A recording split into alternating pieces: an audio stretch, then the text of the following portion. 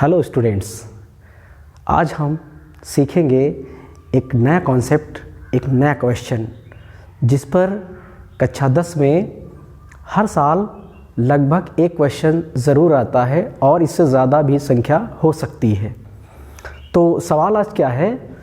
सवाल है कि यदि बहुपद 4x² - 7x + a का एक शून्यक 1 है तो a का मान ज्ञात कीजिए।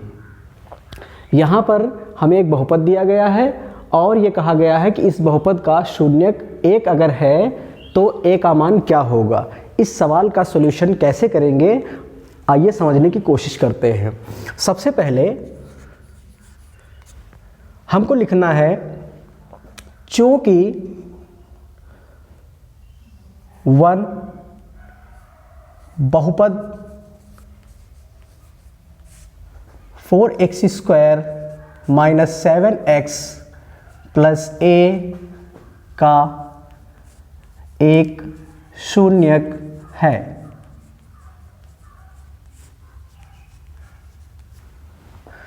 क्या लिखा हमने? चूंकि एक बहुपद 4x² - 7x + a का एक शून्यक है, इसलिए देखिए होता क्या है, जब भी कोई एक वैल्यू किसी बहुपद का शून्यक होती है तो इसका मतलब होता है कि जहाँ पर हमारा x लिखा हुआ होगा बहुपद में, उसकी जगह पर हमको ये जो शून्यक दिया होता है वो रखना होता है। अब यहाँ पर 1 है, सपोज कीजिए सवाल में आपका यहाँ बहुपद बदल सकता है और यहाँ शून्यक बदल सकता है, लेकिन जो सवाल के हल करने की ट्रिक है वो सेम रहने वाली है। तो आइए देखते हैं। तो इसलिए यहाँ पर क्या हो जाएगा, जो हमारा ये, इसको अगर हम क्या कहें 4x की जगह पर हमको रखना है 1, तो यहाँ हमने रखा 1 का स्क्वायर - 7 और फिर हमको रखना है 1 x की जगह पर और प्लस a, और जब शून्यक होता है तो ये इक्वल टू 0 हो जाता है। ये क्यों होता है? ये इसलिए होता है चूँकि जो px जो होता है वो हमारा होता है बहुपद। px क्या होता है? बहुपद होता है, और इसके लिए जो ये निकल के आता है शून्यक, ये जो p1 अगर कहेंगे तो ये 0 होता है।